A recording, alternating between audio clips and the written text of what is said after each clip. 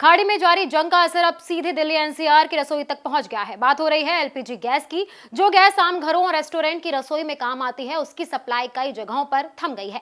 इस संकट की वजह से न सिर्फ रेस्टोरेंट बल्कि बिजली और पेट्रोलियम सेक्टर भी प्रभावित हो सकते हैं।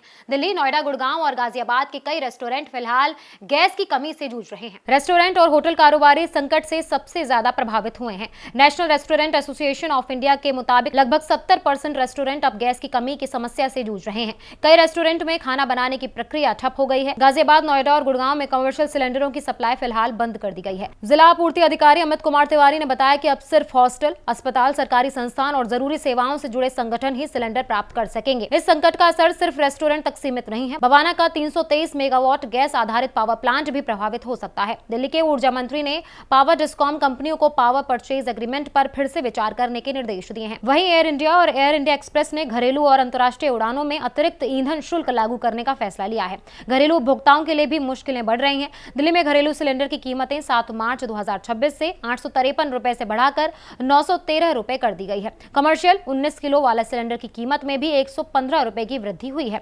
पेट्रोलियम मंत्रालय ने आपातकालीन शक्तियों का इस्तेमाल करते हुए रिफाइनरियों को एलपीजी उत्पादन 10% तक बढ़ाने के आदेश दिए हैं। इसके साथ ही घरेलू सिलेंडरों पर 25 दिनों का बुकिंग अंतराल लागू किया गया है ताकि जमाखोरी रोकी जा सके। दिल्ली में गैस एजेंसियों पर लंबी कतारें लग रही हैं और ब्लैक मार्केटिंग की शिकायतें भी सामने आ रही हैं। होटल एसोसिएशन ने चेतावनी दी है कि अगर 2 दिनों में सप्लाई बहाल नहीं हुई तो लगभग 50% रेस्टोरेंट बंद हो सकते हैं। विशेषज्ञों का कहना है कि यह संकट वैश्विक घटनाओं का नतीजा है, लेकिन सरकार के कदम जैसा कि घरेलू उपभोक्ताओं को प्राथमिकता देना और एलपीजी उत्पादन बढ़ाना स्थिति पर नियंत्रण की उम्मीद बढ़ा रहे हैं। हालांकि एलपीजी का संकट बढ़ रहा है, लेकिन घरेलू इस्तेमाल को प्राथमिकता देने और उत्पादन बढ़ाने के सरकारी कदमों से राहत मिलने की उम्मीद जरूर है। रेस्टोरेंट और होटल व्यवसायियों को फिलहाल संयमित तरीके से बिजली और गैस दोनों का इस्तेमाल करने की सलाह दी जा रही है। विशेषज्ञों का मानना है कि अगर वैश्विक संकट लंबा चला तो असर और भी गंभीर हो सकता है, लेकिन सही रणनीति और तैयारी से इस चुनौती से निपटा जा सकता है। Subscribe now and press the bell icon. Never miss an update.